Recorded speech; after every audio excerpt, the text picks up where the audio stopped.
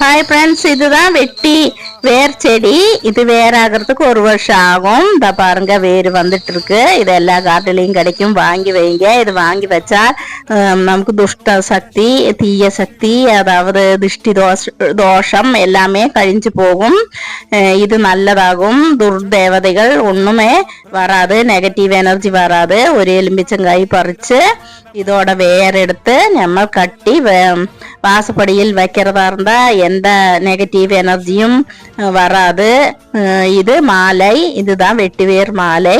நம்ம 1 வருஷம் கழிச்சா நல்ல வேர் வரும். அதை எடுத்து நமக்கு சொந்தமாகவே மாலை கட்டலாம், ஈஸியாக இருக்கும். நல்ல வாசனையும் இருக்கும். சொந்தமாக மாலை கட்டி நம்ம சாமிக்கு போடுவது சந்தோஷம். ஒரு குட்டி மாலையாவது வாங்கி நம்ம வீட்டில் சாமிக்கு போட்டால் நெகட்டிவ் எனர்ஜி அண்டாது. இதுதான் வெட்டி வேர் செடி. ஓம் சாய்ராம்.